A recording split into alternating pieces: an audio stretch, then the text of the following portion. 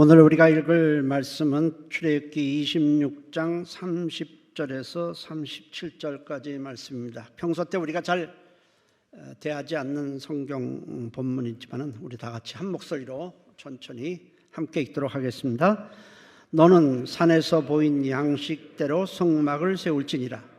너는 청색, 자색, 홍색 실과 가늘게 꼰 배실로 짜서 휘장을 만들고 그 위에 그룹들을 정교하게 수놓아서 금 갈고리를 네 기둥 위에 늘어뜨리되 그 네 기둥을 조각목으로 만들고 금으로 싸서 네 은받침 위에 둘지며 그 휘장을 갈고리 아래에 늘어뜨린 후에 증거궤를 그 휘장 안에 들여놓으라. 그 휘장이 너희를 위하여 성소와 지성소를 구분하리라. 너는 지성소에 있는 증거궤 위에 속죄소를 두고 그 휘장 바깥 북쪽에 상을 놓고 남쪽에 등잔대를 놓아 상과 마주하게 할지며 청색, 자색, 홍색 실과 가늘게 꼰 배실로 수놓아 짜서 성막문을 위하여 휘장을 만들고 그 휘장문을 위하여 기둥 5을 조각목으로 만들어 금으로 싸고 그 갈고리도 금으로 만들지며 또 그 기둥을 위하여 받침 5개를 롯으로 부어 만들지니라. 아멘. 오늘 말씀의 제목은 하나님이 계획하신 교회의 모습입니다. 그리스도인이라면 모두 자신이 다니고 있는 교회에 대해서 이런저런 바람들을 갖고 있을 것입니다. 우리 교회는 좀 이랬으면 좋겠다. 자기가 처한 상황에 따라서 이걸 좀 많이 했으면 좋겠다. 이걸 좀 많이 했으면 좋겠다. 목사님은 좀 이랬으면 좋겠다. 설교가 좀 이랬으면 좋겠다. 우리 교회는 사랑이 많았으면 좋겠다. 구제가 좀 많았으면 여러 가지가 있을 것입니다. 그런 바람 없이 교회에 다니는 사람은 거의 없을 것입니다. 그러나 우리의 바람보다 더 중요한 것은 하나님이 원하시는 교회가 되는 것입니다. 하나님은 영원 전부터 창세 전부터 이 땅에 교회를 세우시기로 계획해 놓으셨습니다. 초대 기독교인들은 처음에는 가정에서 예배를 드렸습니다. 우리가 예루살렘 교회 하면은 한 군데서 엄청난 사람들이 모여서 예배를 드렸을 것이라고 생각하지만 그것이 아닙니다. 가정에서 아주 그렇게 큰 데도 없고요. 그런 데서 예배를 드렸는데 이걸 전체 통합해서 우리가 예루살렘 교회라 이렇게 일컫는 것입니다. 그들은 가정에서 예배를 드렸고 그 다음에 이제 점점 시간이 지나면서 박해를 피해서 로마 때는 카타콤이라는 지하 동굴에 있는 공동묘지에서 예배를 드렸습니다. 그곳에서 저들은 예수님의 부활을, 사망을 이기는 예수님의 부활을 선포했습니다. 주변 곳곳에 죽음이 널려 있는 동굴 안에서 그들은 횃불을 켜놓고 시신이 있는 그곳에서 죽음을 이기는 그리스도의 부활을 전하며 찬송을 했습니다. 따라서 그들의 찬송에는 굉장히 힘이 있었을 것입니다. 우리는 죽음을 이기는 자들이다. 우리는 천국에서 주님과 함께 영광 중에 영생할 자들이라는 자부심을 가지고 찬송할 때 그 찬송에는 힘이 있었습니다. 죽음에 대한 강력한 도전이 있었던 것이 바로 카타콤에서 드려지는 예배였습니다. 그것이 초대교회와 중세교회를 거쳐서 지금처럼 말씀이 중심이 되는 구조가 만들어진 것입니다. 중요한 것은 하나님이 계획하신 교회는 과연 어떤 모습일까 하는 것입니다. 그것을 어디서 찾아볼 수가? 그것은 모세를 통해서 광야에 세워진 성막을 통해서 하나님이 원하시는 교회를 살펴볼 수 있습니다.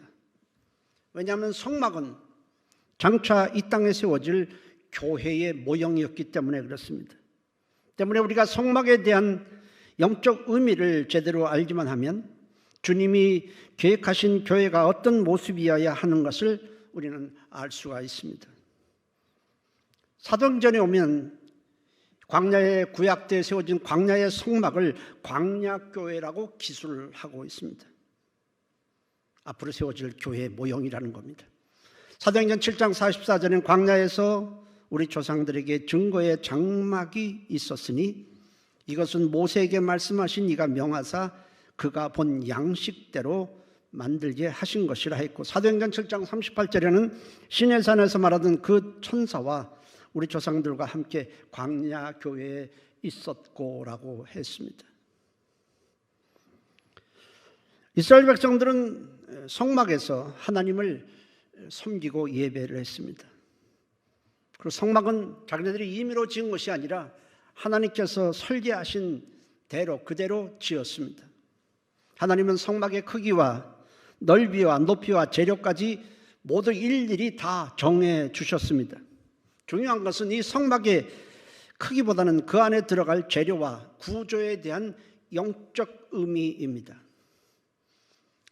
오늘날도 교회가 강대상은 어디에 둘 것이며 의자는 장의자로 할 것인지 개별 의자로 할 것인지 예배 순서는 어떻게 할 것인가 보다 중요한 것은 교회가 주님이 원하시는 계획하시는 모습이어야 한다는 것입니다. 교회라는 외적인 구조를 가리키는 것은 아닙니다. 교회는 구원받은 백성들이 하나님을 예배하고 하나님을 섬기는 신앙 공동체입니다. 그러므로 어떤 장소에서 어떤 공간에서 예배를 드리느냐는 것보다는 교회는 하나님이 원하시는 교회의 모습이 되어야 한다는 것입니다. 하나님이 세우신 이 성막을 통해서 우리는 교회를 살펴보려고 합니다. 하나님이 세우신 성막에 광야에 세워진 교회의 성막의 전체 모습은 이러합니다. 사진으로 한번 보겠습니다. 이것이 광야에 세워진 성막 전체 모습입니다. 한번 처음 보는 분들도 있으니까 눈에다가 한번 이렇게 새겨 놓고요. 성막의 구조는 크게 세 부분으로 나뉘어집니다. 하나는 속죄 제물을 드리는 번제단이 있고, 하나님을 섬기고 예배하는 성소가 있고, 성소와 맞붙은 하나님의 보좌를 상징하는 지성소가 있습니다. 지성소에는 하나님의 말씀을 넣은 증거궤 또는 언약궤라고 하는데, 이 증거궤가 하나님이 계신 지성소 안에 놓여 있습니다.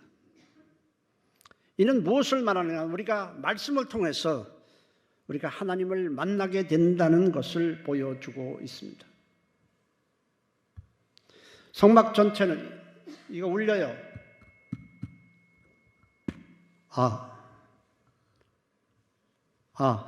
성막 전체는 너무 방대하기 때문에 모두 살펴보기는 어렵습니다. 성경 공부하면서 제가 자세히 알려드리지만은 이 시간에 다 우리가 살펴보기는 어렵습니다. 그래서 오늘은 예배의 관점에서 이 성막을 좀 살펴보려고 합니다.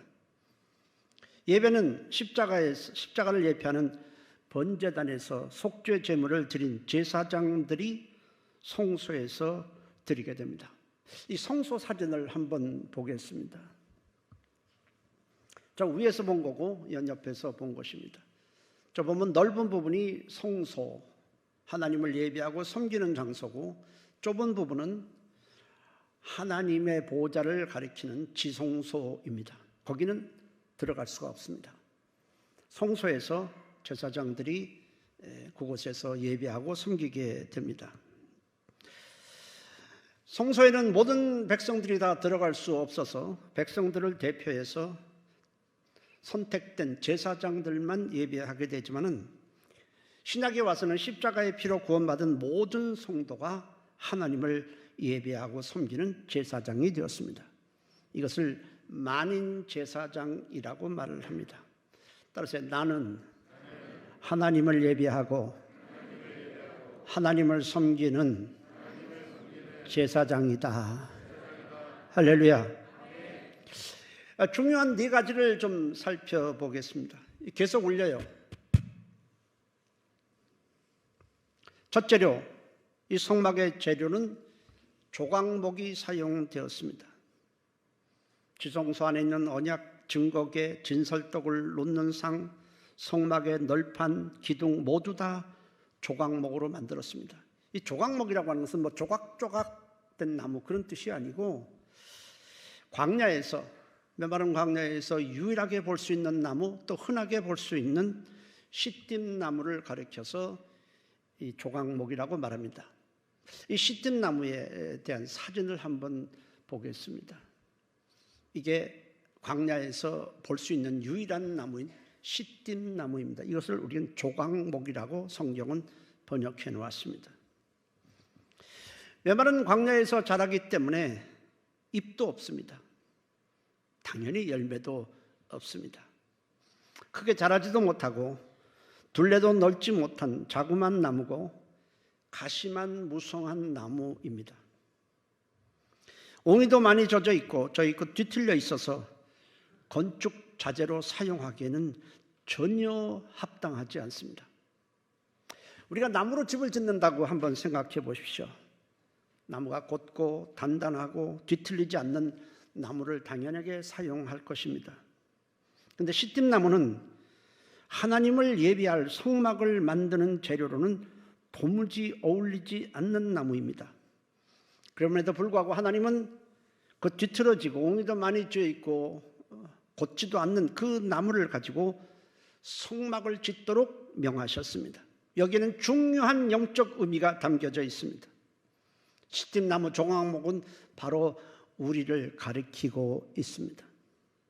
험난한 광야에서 자라기에 옹이도 생기고 방향도 제각각이고 다 뒤틀려져 있고 별로 쓸모도 없듯이 죄악 세상에 살면서 망가지고 상처투성인 우리를 가리키고 있는 것이 이 조각목입니다. 하나님은 죄로 인해 저주와 사단에 의해 망가지고 하나도 쓸모없는 우리이지만은 우리와 함께 하시기를 원하셨던 것입니다. 그러나 하나님은 이 쓸모없는 조각목을 그대로 사용하도록 하지는 않았습니다. 옹이가 있고 뒤틀어진 나무를 잘라서 금으로 잘 싼 다음에 금태를 두르고 서로 연결할 수 있도록 금고리를 달도록 하셨습니다. 왜냐하면 그냥 사용하면 얼마 지나지 않아서 나무가 뒤틀어지고 갈라지게 되지만은 거기다가 금으로 씌우고 금고리를 달면 단단하고 바른 나무가 되기 때문에 그렇습니다. 그렇게 한 나무를 가지고 성막에서 필요한 것들을 만들도록 하셨습니다. 어떤 것은 언약궤를 만드는 데 사용되고 어떤 것은 진설떡을 놓는 상으로 사용되고 어떤 것은 기둥을 만드는 데 쓰여지고 어떤 것은 널빤지로 사용해서 성막 전체를 이루게 하신 것입니다. 금은 바로 예수 그리스도를 예표합니다. 하나님은 죄투성인 우리를 부르신 후에 예수 그리스도로 우리를 죄를 사하시고 의롭게 해주셨습니다. 생명을 주셨습니다. 하나님과 함께하는 존귀한 백성으로 만드시고 거기다가 성령을 부어주신 후에 각자의 자리에서 하나님을 예배하고 섬길 수 있도록 이렇게 하신 것입니다. 오늘 우리가 그런 존재입니다. 우리는 여기에 앉아있을 하등의 이유도 없고 그럴 자격도 없지만 하나님께서 우리 한 사람 한 사람을 그리스도의 보혈로 씻어주시고 생명을 주시고 그렇게 우리가 이렇게 하나님을 기쁘게 예배할 수가 있는 것입니다. 이것이 하나님께서 계획하신 하나님이 원하시는 교회의 모습인 것입니다. 교회는 특별하게 세상에서 높고 잘나고 괜찮다는 사람들을 불러다가 한 것이 아니라 다 죄투성인 사람들을 불러다가 이렇게 하나님의 은혜로 덧입혀 주셔서 우리를 이렇게 구원하시고 하나님의 자녀가 되게 하신 것입니다. 이것이 하나님의 은혜인 것입니다. 할렐루야. 두 번째로 성소, 하나님을 예배하는 이 성소에는 네 종류의 덮개가 씌워져 있습니다. 성소 위에 씌워진 덮개를 한번 사진으로 한번 보겠습니다. 자, 성소가 있는데 저기에 덮개가 4개가 있죠. 제일 안쪽에는 이렇게 아름답게 수놓은 실로 수놓은 곳이 있고 또 염소, 하얀 건 염소돌, 빨간 거는 또 뭐 수양, 또 제일 밖에 있는 것은 좀 지저분하긴 보이지만은 이것은 아주 두꺼운 해달 가죽으로 만든 덮개, 이 4개의 덮개가 덮여져 있습니다. 제일 안쪽에 있는 덮개는 안에서 보면 저것만 보이겠죠? 아름답게 실로 수놓은 천으로 되어 있는데 천사의 모양을 하고 있습니다. 출애굽기 26장 31절에 너는 청색, 자색, 홍색 실과 가늘게 꼰 베이실로 짜서 휘장을 만들고 그 위에 그룹들을 정교하게 수놓으라 했습니다. 그룹이라는 말은 천사들을 가리킵니다. 자, 그 안에 이렇게 아름답게 수놓은 천이 있고 그 위에는 염소털로 짠 천으로 되어 있고 그 다음 위에는 양가죽으로 만든 덮개가 있습니다.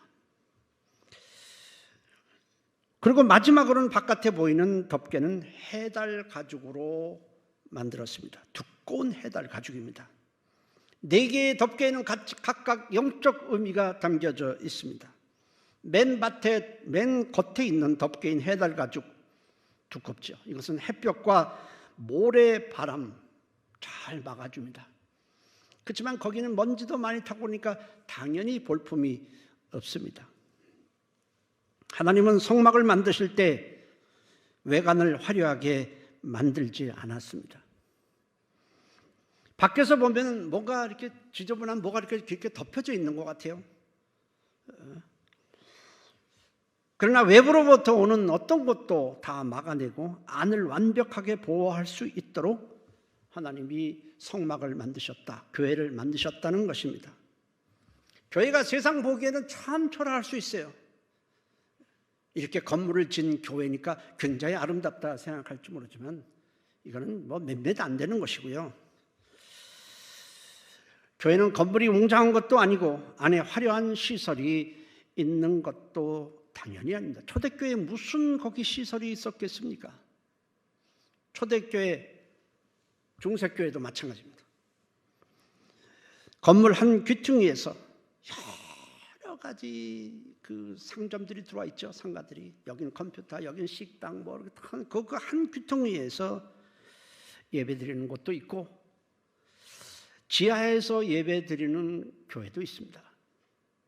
그러나 그 안에는 세상 사람들이 보기에는 저게 뭔가 저렇게 뭐 초라한가 이렇게 생각할지 모르지만 그 안에는 음부의 권세인 죄와 저주와 사단이 해할 수 없는 하나님의 권세가 약동하고 있습니다. 그것이 바로 교회인 것입니다. 그래서 주님은 자신이 세우실 교회에 대해서 이렇게 말씀하셨습니다. 마태복음 16장 18절에 내가 내 교회를 세우리니 음부의 권세가 이기지 못하리라.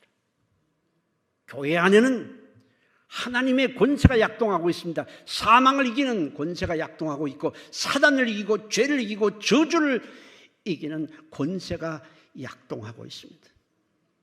그것이 바로 교회입니다. 제일 바깥에 있는 해달 가죽 안에는 2 종류의 덮개가 있는데 하나는 수양의 가죽으로 된 덮개이고 또 하나는 염소털로 짠 덮개입니다. 수양과 염소 모두 속죄 제물에 사용되는 짐승들입니다. 이는 무엇을 말합니까? 교회는 예수 그리스도의 보혈을 통해서 용서받고 속죄받은 자들이 모인 곳이라는 사실을 우리에게 말씀해 주고 있습니다. 그리고 맨 안쪽에는 여러 가지 아주 아름다운 실로 수놓은 천으로 둘러져 있는데 그 모양은 천사들의 모습을 하고 있습니다. 이것은 뭘 말합니까? 우리가 지금 예배하고 있지만 우리 눈에 보이지 않지만은 수많은 천사들이 예배하고 하나님을 섬기는 자들을 지켜보고 돕고 있다는 의미입니다. 우리가 모르는 사이에 수많은 천사들이 우리와 함께하고 있고 우리의 연약함을 돕고 있는 것입니다. 성경에는 구원받은 백성들을 돕기 위해 천사들이 활동하는 내용들을 기록하고 있습니다. 천사들이 왜 필요할까요? 하나님은 천사를 왜 만드셨을까요? 하나님을 위해서는 천사를 만들 필요가 전혀 없습니다. 하나님 스스로 완전하고 영광의 가운데 있기 때문에 무슨 천사들의 도움을 필요로 하지 않습니다. 하나님이 천사를 만드신 목적은 연약한 우리를 돕도록 하기 위해서인 것입니다. 모든 천사들은 구원받은 하나님의 백성들을 돕도록 하기 위해서 하나님이 지으신 거고 하나님이 보내시고 하나님이 부리시는 영들입니다. 단지 우리가 천사들을 부리는 것은 아닙니다. 히브리서 1장 14절에 모든 천사들은 섬기는 영으로서 구원받을 상속자들을 위하여 섬기라고 보내심이 아니냐 했습니다. 성소의 덮개는 하나님이 우리를 보호하시고 그리스도의 보혈로 우리 죄를 다 사해 주시고 수많은 천사들이 활동하고 있습니다. 이것이 바로 교회인 것입니다. 세 번째로 성소의 바닥입니다. 저들이 성소에서 하나님을 예배하고 섬길 때 성소의 바닥을 어떻게 만들었냐? 놀랍게도 흙바닥 그대로 놔두도록 하셨습니다. 성소를 만들 때 하나님은 성소의 바닥은 어떻게 만들어야 하는지를 전혀 언급하지 않고 흙냄새가 나는 그대로 놔두게 하셨습니다. 왜 하나님은 성소의 바닥을 멋지게 만들려고 하지 않으셨을까요? 널빤지로 깔고 그 위에 금으로 입히든지 한다면 보기에 아름다울 수 있을 텐데 그대로 두도록 하셨습니다. 우리가 교회를 건축을 한다고 그럴 때 물론 예배당이긴 하지만 여기에 지금 밑에 뭐 타일도 하고 이렇게 하니까 좋잖아요, 들어올 때. 근데 건물은 지었는데 여러분 여기에 흙바닥 그대로 있다고 한번 생각을 해보세요. 조금 걸으면 먼지 피지 마. 조금 뭐 하면 흙먼지가 이럴 거 아니겠습니까? 그리고 교회 왔는데 신발에 뭐가 뭐 묻었다 밖에서 들어오는데 비가 올 때는 저 진흙 같은 걸 막 묻고 이렇게 들어올 것이고 이 바닥이 얼마나 좀 지저분하겠습니까? 근데 하나님은 성소 바닥을 그대로 흙내 바닥 그대로 두게 하셨습니다. 왜 그럴까요?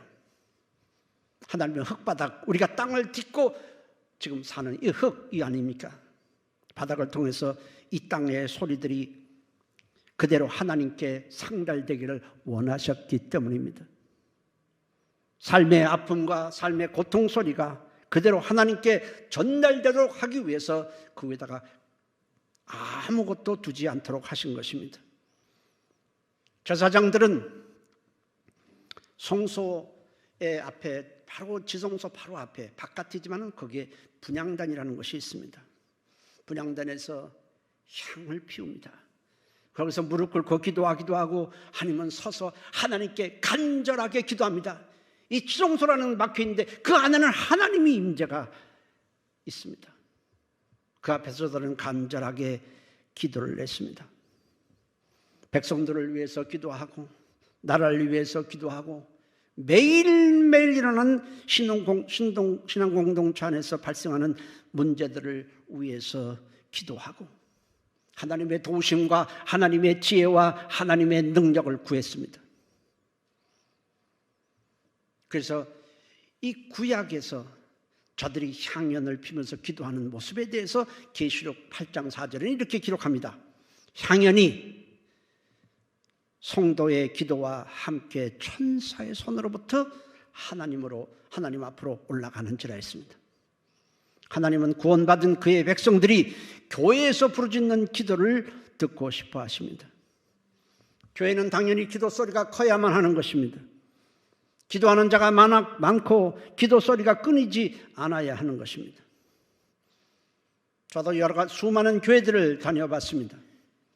갈 때 그 기도하는 소리를 들어보기만 하면 물론 제가 강사가 왔기 때문에 저들은 나름대로 기도를 더 좀 세게 하겠지만 기도 소리를 들어보면 교회의 영적 상태를 쉽게 저는 알 수 있습니다. 주님은 쉬지 말고 기도하라 말씀을 하셨습니다. 하나님은 우리의 아픔, 우리의 낙함이 그대로 하나님께 상달되고 우리의 낙함을 아뢰므로 하나님의 강하심을 우리가 입기를 원했던 것입니다. 지혜가 없으면 지혜를 주시고 수많은 어려움 가운데서 우리의 부르짖는 기도를 통해서 하나님은 우리와 가까이 하시고 돕기를 원하셨던 것입니다. 우리는 세 가지를 살펴보았습니다.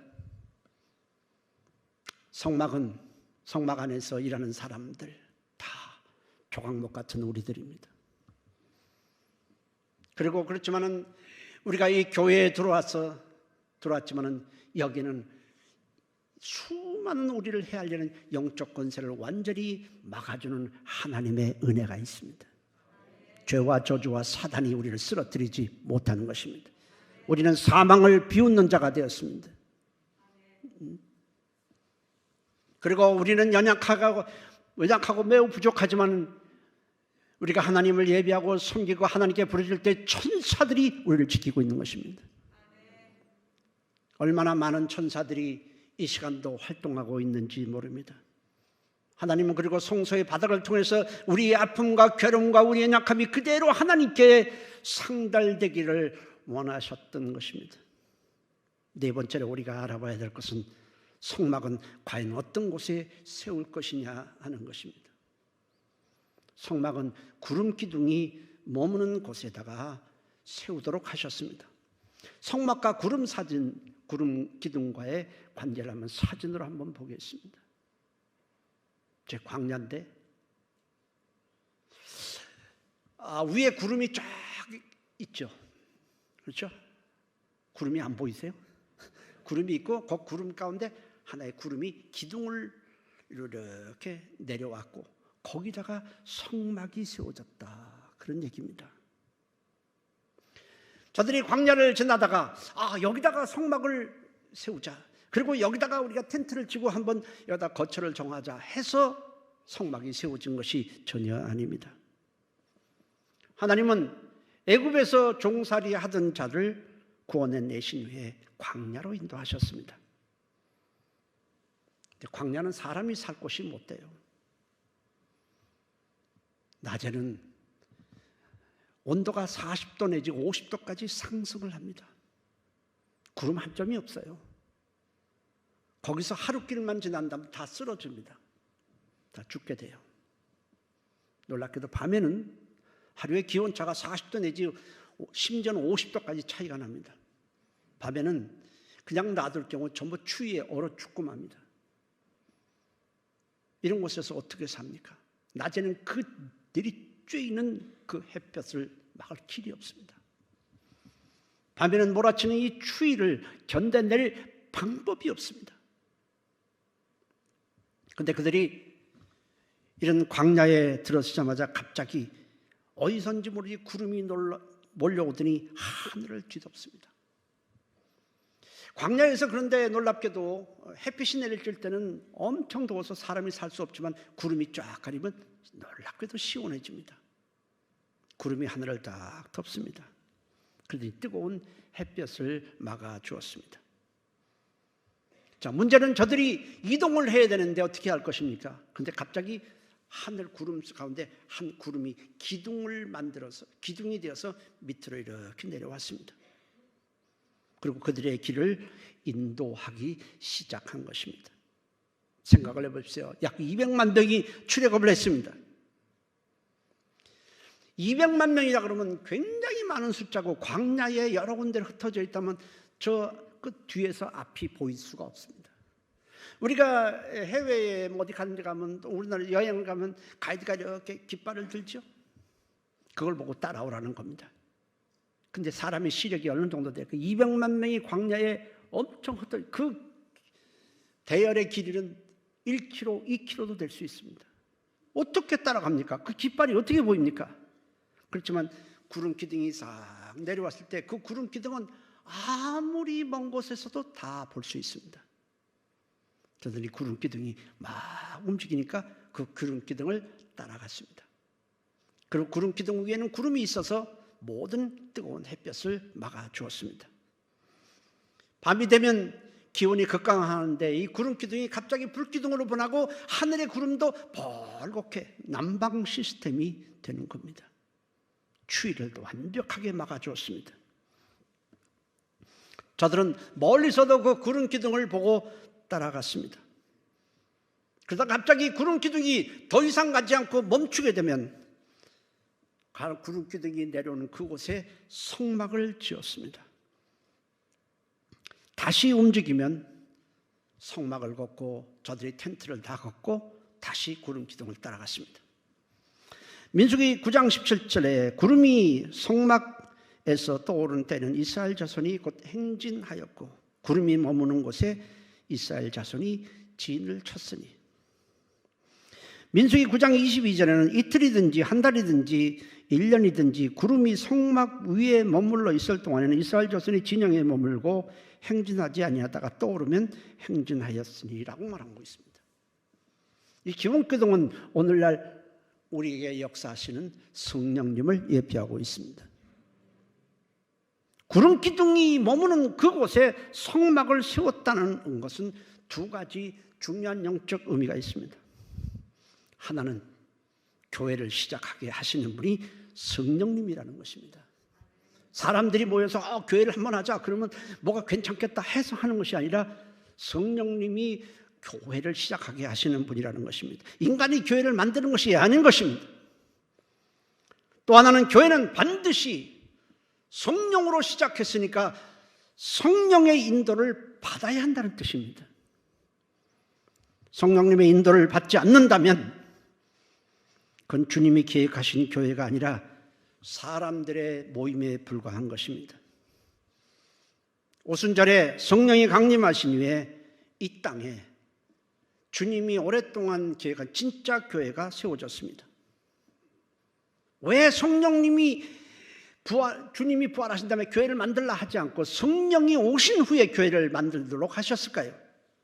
성령님이 역사하셔야만 우리가 예수를 구주로 믿을 수 있기 때문이고, 주님의 말씀이 우리 안에서 살아 역동적으로 역사할 수 있기 때문에 그렇습니다.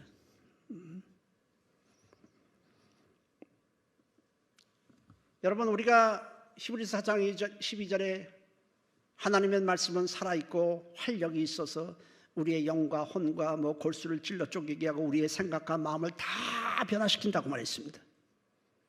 우리가 말씀을 듣는다고 과연 그렇게 될까요? 우리가 말씀을 들어서 잘 깨닫고 오늘 은혜 받았다고 하면 과연 그렇게 변화가 일어날까요? 그 말씀이 살아서 우리 안에 있는 죄를 다 몰아내버리고 우리의 생각을 변화시키고 우리의 속사람을 완전히 새로운 사람으로 만들 수 있을까요? 불가능한 것입니다. 말씀을 듣는다고 되는 것이 아니라 말씀을 들을 때 성령님이 역사해야만 되는 것입니다. 그러므로 교회는 성령님이 반드시 운행하셔야 합니다. 모든 예배 때마다 모든 일에 역사하셔야 그것이 진짜 교회인 것입니다. 성령님이 역사하시면 예수를 구주로 믿게 되고 하나님의 말씀이 우리 안에서 살아 움직이게 되고, 그렇게 되면 우리가 말씀을 들어도 죄를 회개하라고 해도 별로 감동이 없다가 마음이 뜨거워지면서 죄를 회개하게 되고, 악한 영이 힘을 잃게 되고 성령님의 위로로 교회가 부흥하게 되고 뜨거운 소원이 일어나고 영혼 구원에 대한 열정이 일어나고 기도가 뜨거워지고 치유의 역사가 많아지고 우리는 승리하게 되는 것입니다. 유대 지도자들이 무서워서 숨었던 베드로였습니다. 분명히 예수님의 죽으심도 받고 부활하심도 3번씩이나 경험했습니다. 부활하신 주님과 여러 가지 대화도 나눴습니다. 주님께서 내가 너희를 보내노라, 내가 너희에게 사명을 다시 주노라 할 때 베드로는 움직이지 않았습니다. 분명히 주님이 말씀하신 것도 알고 네가 내 양을 치라, 내 양을 먹이라 이렇게 말씀하셨고 내가 너희를 보내노라 말씀하셨지만 움직일 힘이 없었어요. 왜? 유대 지도자들이 너무 무서운 거예요. 자기를 잡아가서 끌고 가서 죽이면 어떡하나? 두려움이 자기가 사명보다 더 큰 것입니다. 그런데 그런 베드로였지만 성령을 받은 후에 마음이 갑자기 뜨거워지기 시작합니다. 주님이 말씀하신 것들이 이 안에서 살아 움직이는데 견딜 수가 없습니다. 유대 지도자들은 밖에 그대로 있습니다. 그러자 성령님이 그 말씀을 막 자기 안에서 뜨겁게 움직이니까 담대히 나가서 예수 그리스도로의 죽으심과 부활을 전했을 때 3,000명이 회개하고 예수를 구주로 영접한 것입니다. 베드로가 무슨 특별히 담대했기 때문이 아니라 사명을 가지고 움직였다기보다는 성령님이 베드로를 끌고 간 것입니다. 여러분, 오늘도 마찬가지입니다. 우리가 말씀을 들었다고 해서 저절로 회개하는 게 아니에요. 말씀을 들었다고 해서 기도가 되는 것 아닙니다. 말씀을 들었다고 해서 내가 막 주의 사역을 하고 막 복음을 전하게 되는 것이 아닙니다. 성령이 역사하면 들었던 말씀이 우리 안에서 뜨겁게 막 활력이 있고 에너지로 작용하기 때문에 우리가 그 말씀에 이끌려서 움직일 수 있게 되는 것입니다. 성령의 힘, 신앙생활은 성령의 힘으로 하는 것입니다. 그러므로 여러분, 나는 뭐 누구처럼 말씀을 들어도 난 안 된다 걱정하실 필요 없어요. 성령님을 인정하고 한번 구해보십시오. 성령님이 그 말씀이 우리 안에서 살아 역사하도록 해 주실 것입니다. 할렐루야. 교회는 성령님을 인정하고 성령님을 사모하고 성령님의 인도하심과 능력을 끊임없이 구해야 하는 것입니다. 저는 말씀을 준비할 때 제일 먼저 하는 것이 뭔지 아십니까? 무릎 꿇고 기도하면서 성령님을 구하는 것입니다. 성령님 깨닫는 영을 주시고 지혜를 주시고 능력을 주옵소서. 설교를 어떻게 준비해야 되는지 제가 미리 다 짜놓고 하는 것이 아닙니다. 물론 어떤 사람은 그렇게 하지만 저는 그렇게 하지 않습니다. 성령님께서 설교를 준비부터 모든 진행 과정을 성령님이 인도해 주옵소서. 그거부터 기도하고 그 다음에 설교 준비를 하게 되는 것입니다. 지금까지 우리는 성막을 통해서 하나님이 계획하신 교회의 모습을 살펴보았습니다. 우리는 비록 시띠나무처럼 광야에 버려져 아무 쓸모없는 조각목 같은 자에 불과했지만 하나님은 예수 그리스도를 통해서 우리를 의롭게 해주시고 살아계신 하나님을 예배하고 섬기는 존귀한 자로 만들어 주신 것입니다. 올 한 해는 성만교회가 하나님이 계획하시는 교회의 모습이 되시기를 바랍니다. 하나님이 계획하신 교회가 되기 위해서 우리가 해야 될 일은 네 가지입니다. 첫째로는 그리스도의 말씀이 풍성해야 하는 것입니다. 예수 그리스도의 말씀입니다. 그냥 말씀이 아닌 것입니다. 성경 전체는 예수 그리스도를 가리킵니다. 창세기도 출애굽기도 레위기도 신명기도 여호수아하고 사무엘상이고 역대하고 열왕기상이고 에레미야하고 모든 선자가 다 예수를 가리키는 것입니다. 예수가 없는 교회는 설교는 죽은 교회인 것입니다. 왜냐하면 그리스도만이 우리에게 구원을 하고 구원을 주고 우리를 온전케 하기 때문입니다. 만일 구약의 말씀이 우리를 구원한다면 예수님 오실 필요가 전혀 없습니다. 창세기는 우리가 1장을 얼핏 보면은 하나님이 세상을 창조할 때에 그냥 이렇게 창조해야 돼가 첫째 날은 뭐하고 둘째 날은 뭐하고 셋째 날은 뭐하고 넷째 날은 뭐하고 이렇게 하나님이 그냥 순서를 정해서 이 세상을 창조했다고 여러분 볼지 모르지만 사실은 그 안에는 예수 그리스도의 내용이 꽉 차 있는 것이 창세기입니다. 1장입니다. 창세기 1장 어떻게 시작합니까? 1장 이전에 땅이 혼돈하고 공허하고 흑암이 깊음 위에 있다고 그랬습니다.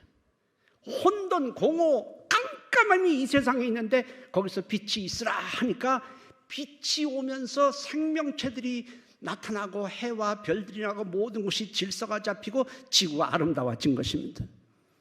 그런데 이것도 다 예수 그리스도를 예표하기 위해서 하나님이 이미 머릿속에 두고 계획하신 것입니다.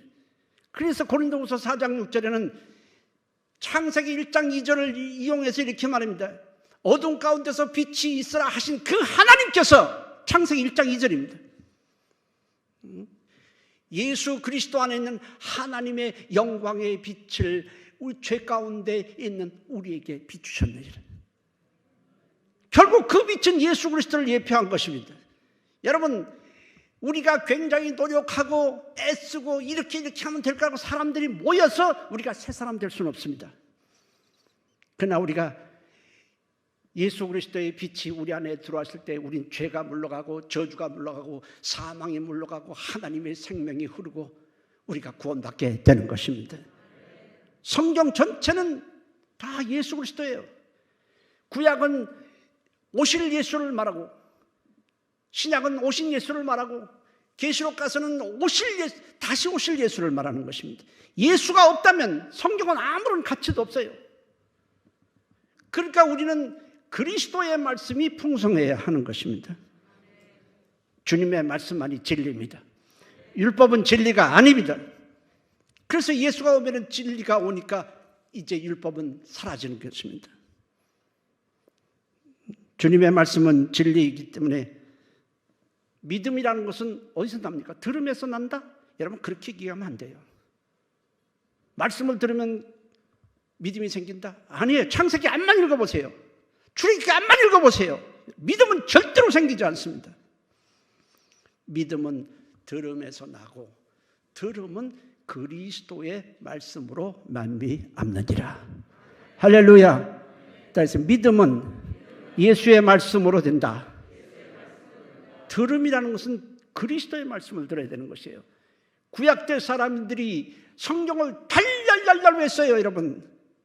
그러나 그리스도의 말씀에 대해 영광을 못 시켰기 때문에 유대인들이 이 땅에 오실 때 예수 그리스도를 영접하지 않고 구원이 없었던 것입니다. 들음은 그리스도의 말씀이 돼야 되고, 성경은 히브리서 12장 2절에는 믿음의 주여 온전케 하시는 예수라고 말했습니다. 우리의 믿음의 대상은 예수고 예수만이 우리를 온전케 하고 완성시켜 주시는 것입니다. 주님의 말씀만이 진리고, 말씀이 빈약하면 내가 누구인지도 모르고 어떻게 살아야 되는지도 모르고 어디를 가야 되는지도 모르고 방황하게 되고, 진리를 모르니까, 진리를 모르면 속아 살 수밖에 없어요. 난 안 속는다고 해서 안 속는 게 아니에요. 그리고 세상 풍조를 따라 살아갈 수밖에 없는 것입니다.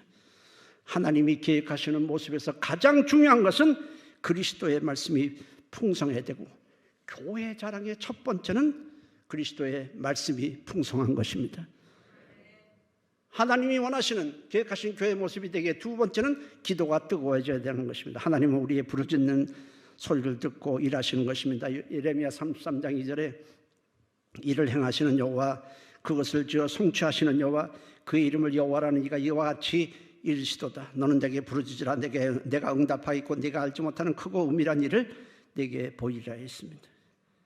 여러분, 우리가 기도할 때에 천사들이 막 움직이는 거예요. 성경을 가만히 한번 보십시오.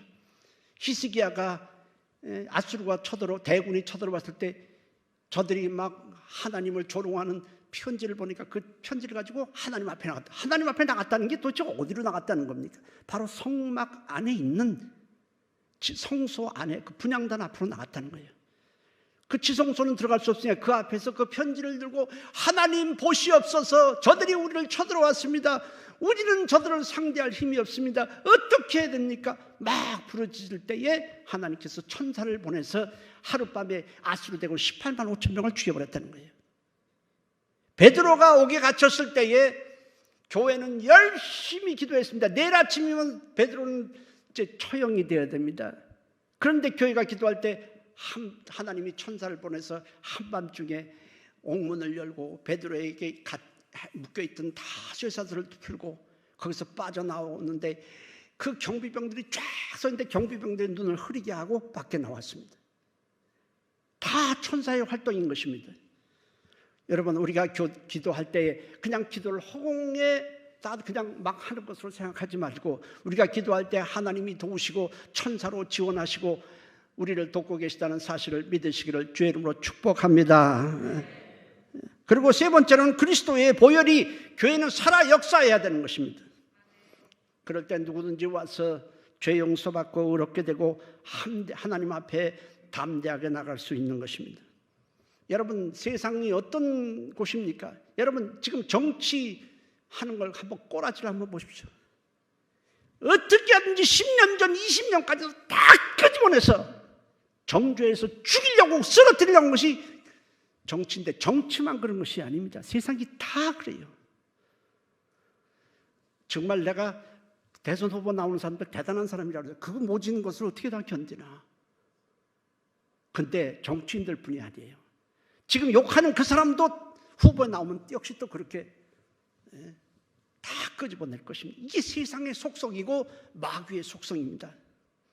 그렇지만 그리스도의 보혈이 교회에서 역사하기 때문에 어떤 사람이든지 우리는 용서받고 의롭게 되고 정죄받지 않고 우리는 승리하게 되는 것입니다.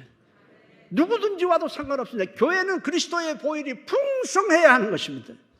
기도가 뜨거워서 천사들이 왕성해야 되고 그리스도의 말씀이 풍성해야 되는 것입니다. 넷째로 성령으로 충만하기 위해서 우리는 힘써야 합니다. 성령으로 충만하기 위해서 제일 먼저 해야 될 일은 성령님을 인정하는 것입니다. 내 안에 성령님이 계시다. 따라서 내 안에 성령님이 계시다. 성령님을 인정하고 성령님의 능력을 사모할 때에 교회는 비전이 있습니다. 그리고 교회가 영적으로 살아있고 하나님의 기쁨이 충만하고 구원의 열정이 넘치게 되는 것입니다.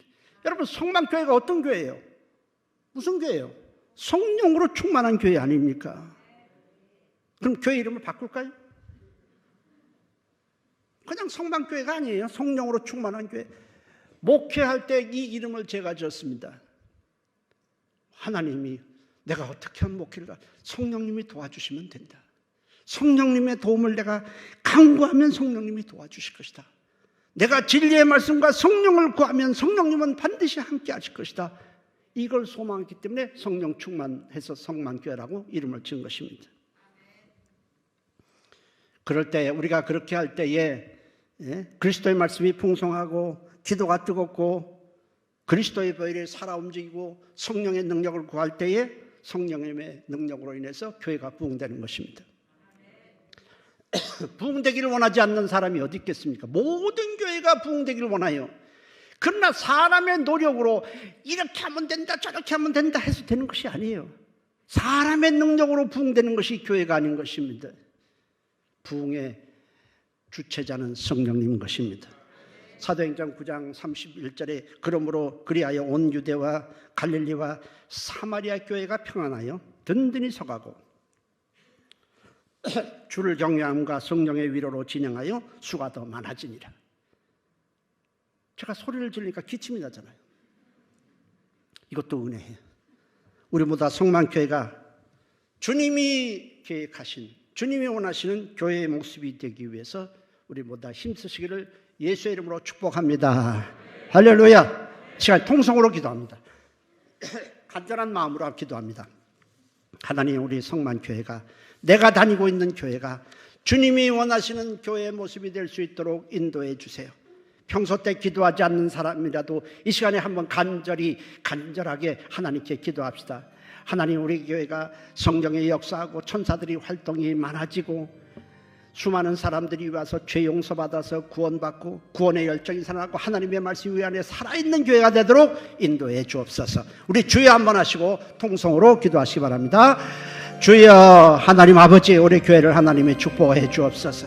성만교회가 하나님 말씀이 살아있고 그리스도의 보혈을 충만하게 도와주시고 인도하여 주옵소서. 좀 크게 하세요. 하나님은 인도하여 주셔서 우리 교회가 기도가 뜨겁게 도와주시고 성령님이 도우셔야 합니다. 우리 연약합니다. 우리 힘으로는 어쩔 수가 없습니다.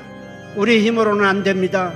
오직 성령님이 우리 성만교회를 세워주었으니 성만교회를 하나님이 인도하시고 축복하시고 도와주셔서 올해는 성만교회가 더 뜨거워지고 성령에 이끌리고 그리스도의 말씀이 더 풍성해질 수 있도록 하나님이 인도해 주시옵소서. 우리 한 사람 한 사람 조각목 같은 자들이지만 하나님이 귀하게 쓰는 일꾼 되게 도와주시옵소서. 예수의 이름으로 기도했습니다. 살아계신 하나님, 우리는 광야에 버려질 시딤나무처럼 우리는 버려질 자들이었습니다. 하나님께서 우리 한 사람 한 사람을 구원해내셔서 불러서 그리스도로 덧입혀 주시고 정결케 하시고 성령을 부어주시고 하나님의 자녀로 삼아주시고 이렇게 예배하게 하시고 섬길 수 있도록 하셨으니 감사합니다. 우리가 다니는 이 교회가, 성만교회가 기도가 뜨겁게 하시고 그리스도의 보혈을 넘치게 하시고 예수 그리스도의 말씀이 풍성하게 도와주시고 성령에 이끌리게 도와주시옵소서. 이 시간도 하나님께 예물 드릴 때 주님이 함께 하시기 원하고 예수의 이름으로 기도했습니다. 아멘.